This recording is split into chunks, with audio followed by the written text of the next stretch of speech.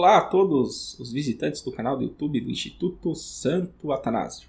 Estamos aqui para mais um Isa Notícias. E Monsenhor Tucci continua sendo o assunto. Sei que o vídeo anterior foi longo, muitas informações, muitas reflexões, muitos absurdos para serem respondidos, mas esse é o Isa Notícias mesmo, né? A gente viu na notícia anterior que o Cardeal Miller, na época que ele era o prefeito da Congregação para a Doutrina da Fé, chegou a acusar o Monsenhor Tucci de herege. Né? Aí, né, como o pessoal gosta de treta, o LifeSite News mandou umas perguntas, ele fez uma entrevista por e-mail ao Cardeal Miller, né? Então, para que ele respondesse aí, né, sobre a nomeação do arcebispo Victor Fernandes, né, o nosso vulgo Tuccio, né? Então, né, como é que foi essa entrevista? Vamos lá. Pergunta LifeSite News. Eminência, declaraste anteriormente que algumas das declarações do arcebispo Fernandes são heréticas. Que perigo ele representa agora como chefe da Congregação para a Doutrina da Fé? Sobretudo se considerarmos que escreveu e promoveu Amoris Laetitia como abertura de comunhão aos divorciados recasados? Resposta. A decisão de quem será prefeito da congregação principal ou de castério, que assiste diretamente ao Romano Pontífice em seu magistério universal, corresponde unicamente ao Santo Padre. Ele também deve responder sobre isso em consciência ante Cristo, Senhor e cabeça de sua igreja. Isto não exclui a preocupação de muitos bispos, sacerdotes e fiéis de todo o mundo. Eles têm o direito de expressar livremente suas preocupações. Então, né, não vem querer censurar o Isa News aí, né, que a gente está expressando as nossas preocupações em conformidade com a Lumen Gentium, número 37. O interessante, né, de pegar uma entrevista do Cardeal Miller. O Cardeal Miller, né, ele é um teólogo dogmático, presidiu a Congregação para a Doutrina da Fé entre 2012 e 2017. E ele meio que tem muitas, né, sabe, muitas citações do Denzinger e isso que é o mais interessante, né, os católicos mais tradicionistas, podemos dizer, mais irônico, né.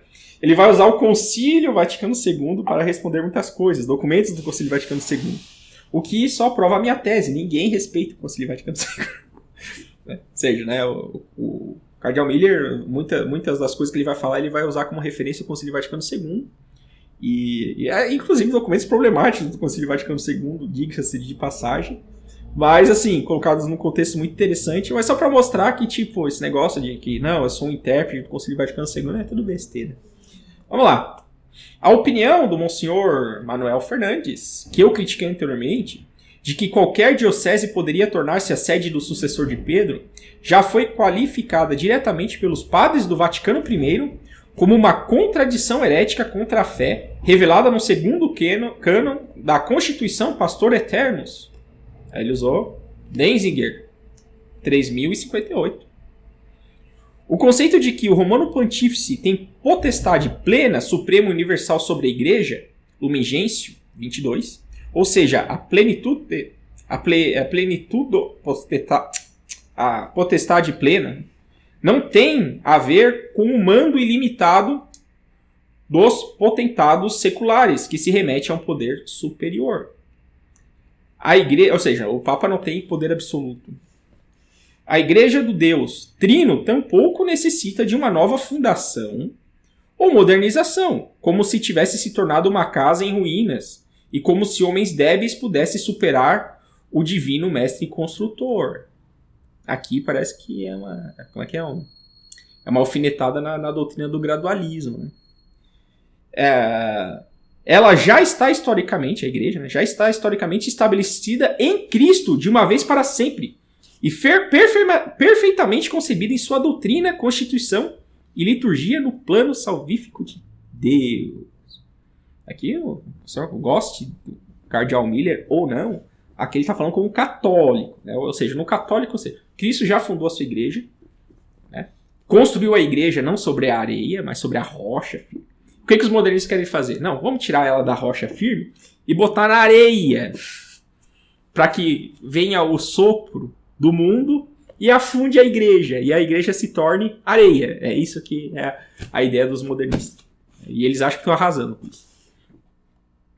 Continua o Cardeal Miller. No Espírito Santo, a igreja serve continuamente aos homens como sacramento de salvação do mundo. Não é como diz lá o documento dos instrumentos labores, né? Para que todos se sintam bem. Não. A igreja não é para que todos se sintam bem. A igreja, né, serve aos homens como sacramento de salvação do mundo.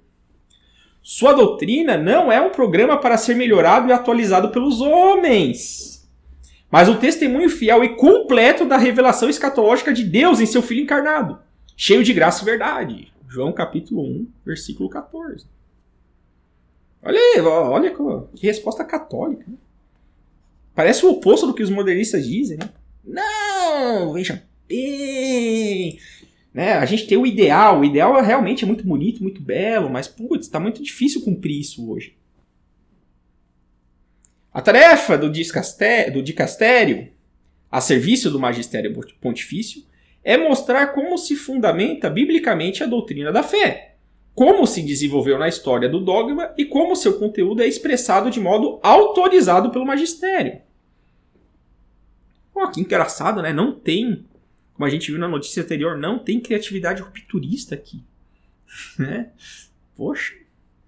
A obediência religiosa obrigatória a todos os católicos, ao episcopado universal e, sobretudo, ao Papa, se refere somente às verdades sobrenaturais da doutrina, da fé e da moral, incluindo as verdades naturais em ontologia, epistemologia e ética, que são os pressupostos da cognoscibilidade da palavra de Deus em nossas mentes humanas. Ou seja, a igreja, aquilo que a gente fala sempre aqui no programa, a igreja ela é guardiã tanto da lei divina revelada quanto da lei natural. Ela é guardiã das duas. Porque embora o homem, pela sua própria inteligência, consiga chegar às verdades da lei natural, ela só o conseguiria, né, após muito esforço, muita discussão, muitas tentativas e erros. Então Deus fez um grande favor para nós ao dar os 10 mandamentos ali prontinhos. Né? Ele deu a cola. Né? Tá. Né? E a reflexão filosófica, séria, né, chega à mesma conclusão. Não, ó, essa aqui é a lei natural. Né? Então, essas verdades, tanto sobrenaturais, ou seja, as leis divinas, e as verdades naturais, ou seja, as leis morais, né? Quando os bispos e os papas dão ordem em conformidade a elas, é nosso dever de consciência anuir a elas. Agora, quando eles vão contra, não. É basicamente isso. Assim, é simples entender isso, né? Mas tem muito católico que fica fazendo confusão nessas coisas. Os caras acham que a obediência é tipo o cachorro que abana o rabo, entendeu? Não, né? Você tem que obedecer. Por quê? Porque tem que obedecer. Mas por quê? Porque tem que obedecer e tal. Né? A gente tem Deus nos dotou de inteligência justamente para a gente poder fazer juízos. Né?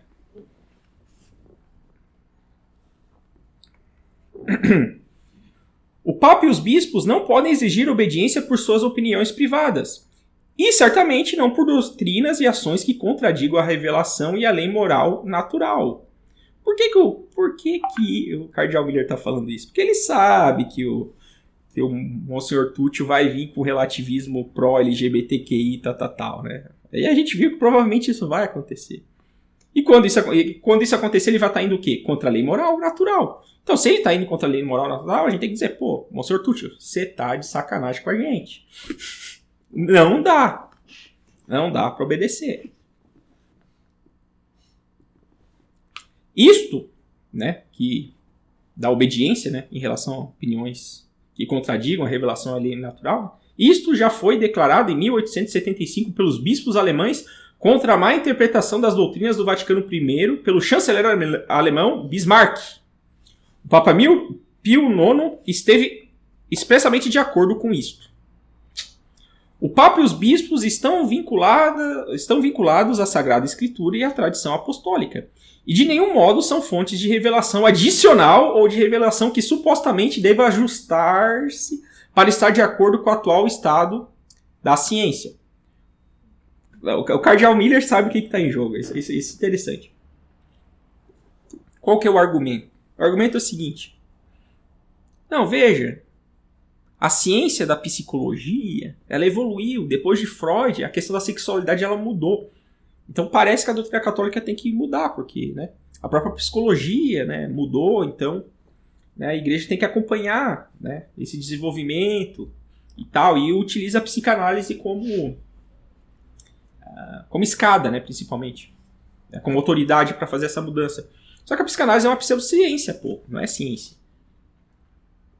Ciência é conhecimento dos efeitos pela causa. Isso que é ciência, né? No sentido sério da palavra. Você fazer postulados malucos, baseado no inconsciente, que adoece porque reprime seus desejos sexuais, isso não tem ciência nenhuma.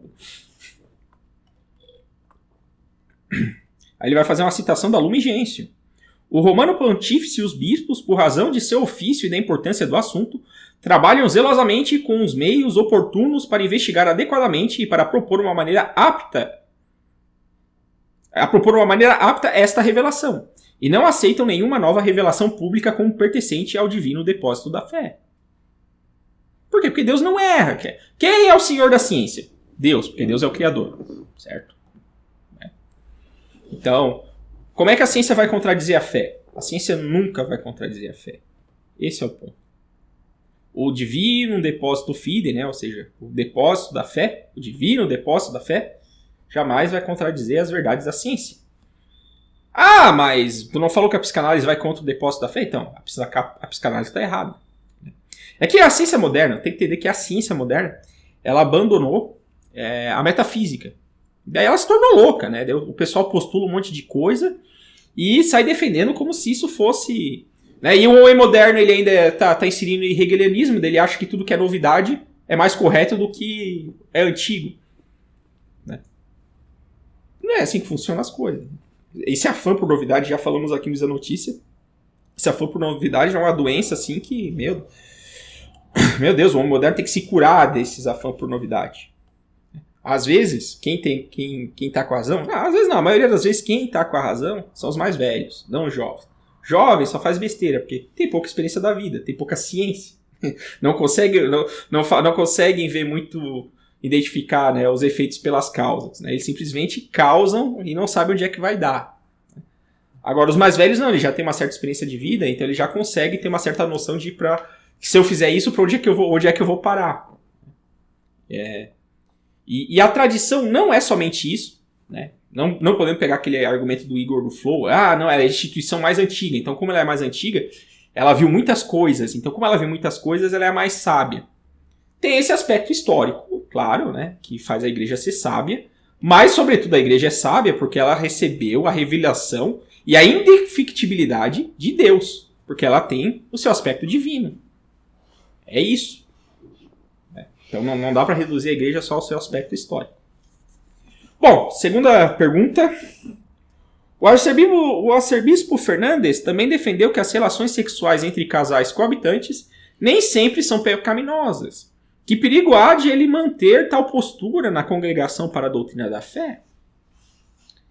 Vai responder Cardeal Miller.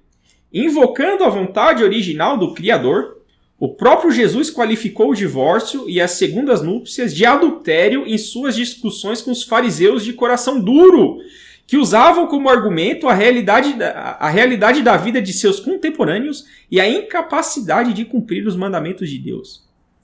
Olha só como num parágrafo o Cardeal Miller refuta várias bobagens que a gente leu do Monsenhor Tuccio no Isa Notícias anterior. Veja, nós católicos que somos chamados, que a gente defende que existe uma verdade objetiva, universal, que a doutrina, que está contida no depósito da fé e que isso não muda, ele é imutável. Nós somos chamados do quê? Rigoristas. Ou alguns ainda mais presunçosos nos chamam de fariseus. Mas na verdade fariseu, quem defendia o argumento do tipo, Nosso Senhor chegou e falou, né? No princípio não era assim. Ou seja, Deus fez homem e mulher, né? Crescer e multiplicar. No princípio não era assim. Porque perguntaram para o nosso Senhor Jesus Cristo. Se o homem pode se divorciar, né? Pode dar carta de renúncia da sua esposa e tal, né? Nosso Senhor disse que não. Moisés permitiu isso por causa da dureza dos seus corações. No princípio não era assim. Ou seja, tinha um problema ali com o coração do homem. Só que como nosso Senhor Jesus Cristo veio justamente para dar a plenitude da lei, ele chegou e falou, não, na vida da graça não vai ter divórcio. Por quê? Porque o matrimônio vai ser levado a sacramento. Não vai ter divórcio. Acabou o divórcio. Aí os fariseus chegaram assim, pô, mas isso é muito duro.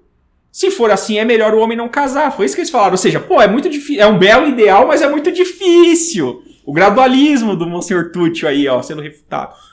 Quem usa a desculpa do tipo, é muito difícil, os meus contemporâneos aqui não vão conseguir, né? Como ele disse, né? A realidade da vida de seus contemporâneos é a incapacidade de cumprir os mandamentos de Deus. Ou seja, é muito difícil isso.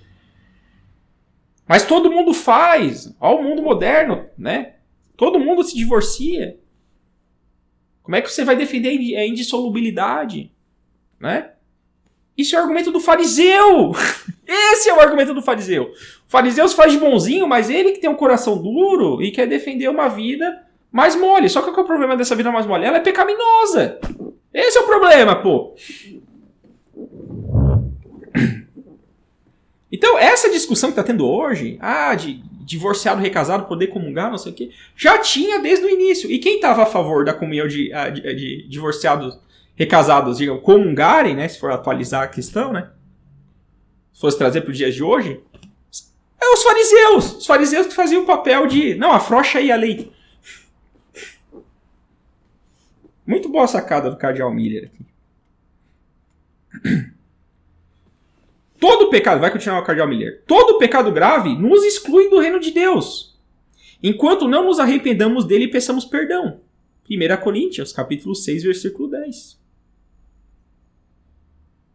A misericórdia de Deus consiste em reconciliar consigo o pecador arrependido por meio de Jesus Cristo. De nenhum modo podemos nos justificar dando como desculpa a nossa fragilidade para persistir no pecado, ou seja, na fatal contradição com a sua vontade santa. Ou seja, não tem desculpinha, não tem desculpinha. Não tem desculpa. Nós somos frágeis? Somos. Mas Deus nos dá a graça para a gente resistir e vencer o pecado. Esse é o detalhe. Os modernistas parecem esquecer disso. Que nós, homens, fomos convidados, com a vida de nosso Senhor Jesus Cristo, com a sua morte na cruz, né, ele nos deu a vida sobrenatural da graça. Que gozam quem dessa vida sobrenatural da graça? Aqueles que não estão em situação de pecado mortal. Então, não dá para usar a nossa fragilidade como desculpa. Mas daí eu pequei mortalmente, o que eu faço? Se arrependa e peça perdão. Mas veja, conversão, arrependimento, perdão são palavras que os modernistas parecem odiar. Por que será? Outra coisa bem diferente, continuará o cardeal Miller, é o trato pastoralmente sensível às muitas pessoas cujos matrimônios e famílias foram danificados ou desfeitos por culpa própria ou alheia. Ou seja, não pode dar comunhão para divorciado e recasado. Então, o pessoal que está sofrendo esse drama familiar tem que ser maltratado, a gente tem que esculachar com eles, né? Tem que mandar eles para o inferno? Não. Então, uma coisa a doutrina é essa, quem está em estado de pecado mortal não pode comungar. Outra coisa é o trato com essas famílias. Né? Elas têm que ser tratadas, em que sentido? Elas têm que ser educadas. A doutrina é essa. Vamos nos adaptar a ela. Mas, a gente teve filhos. Não, vivam como irmãos. Vivam como irmãos. Coloquem o amor a Deus, a Jesus Cristo, acima do amor carnal. Da atração carnal que vocês sentem um pelo outro. Façam isso. Não estou dizendo que é fácil fazer, né? Mas é a solução, né? Nesses casos mais graves, né? De segunda núpcia.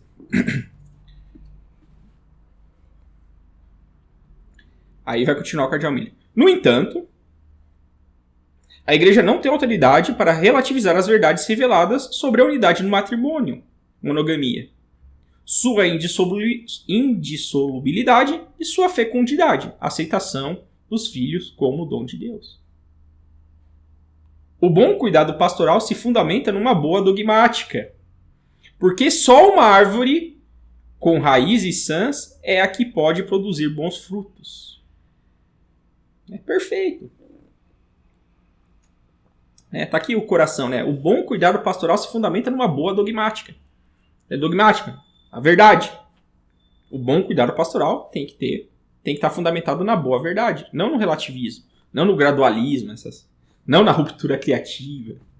Não na visão de ver Jesus revolucionário. Não. Numa boa dogmática. Mas você veja, o que os modernistas fazem? Eles usam a pastoral, eles usam o cuidado pastoral para atropelar a doutrina. Eles invertem a forma. Outra pergunta. Monsenhor Fernandes declarou que em muitos temas são muito mais progressistas que o Papa. Como ex-prefeito da Congregação da Doutrina da Fé, que conselho darias ao arcebispo Fernandes para que possa proteger com segurança as doutrinas da fé? Aí vem o cardeal Miller. Na América Latina, a igreja perdeu a metade dos seus fiéis. Na Alemanha sinodal. Na Alemanha sinodal, mais de meio milhão de católicos renunciaram publicamente à sua comunhão com a igreja, só em 2022. Em todos os lugares, os seminários estão vazios, os mosteiros estão fechando, e o processo de descristianização das Américas e Europa está impulsionado de maneira sofisticada e violenta pelas elites anticlericais. Só o Nécio pode falar de uma primavera na igreja e de um novo Pentecoste. As lisonjas da grande mídia aos reformadores progressistas ainda não se refletiram na conversão das pessoas à fé em Jesus Cristo, sendo que só no Filho de Deus vivo que podem depositar sua esperança de viver e morrer. Ainda continuam pensando nas velhas categorias teóricos culturais de progressistas / liberais e conservadores, ou classificar os fiéis na escola política de direita e esquerda. Mas isso é uma de ingenuidade criminosa. O que importa não é onde nos situamos no espectro ideológico, mas se rendemos ao Deus revelado em Cristo a obediência da fé e assentimos voluntariamente à sua revelação. Não nos orientamos para os homens e suas ideologias, mas para o Filho de Deus, o único que pode dizer de si: eu sou o caminho, a verdade e a vida. O que o cardeal Miller está querendo dizer aqui, né? Que essas categorizações sociológicas não bastam, não são perfeitamente compatíveis para descrever o que está acontecendo na igreja. Porque na igreja a questão não é você é progressista, você é conservador, etc. A questão é, você é obediente a Cristo ou não é? Existe uma igreja fundada por Cristo que é indefectível em sua doutrina, ou existe uma igreja que tem que fazer a leitura dos sinais do tempo e ir mudando a sua doutrina, conforme onde o vento sopra, né? Conforme as novidades, conforme esse afã de novidades, etc. Né? Então, a questão é mais profunda do que essa sotolagem de ser progressista e conservador. Porque você veja, até a própria definição de conservador, nesse aspecto eclesiástico, é complicado.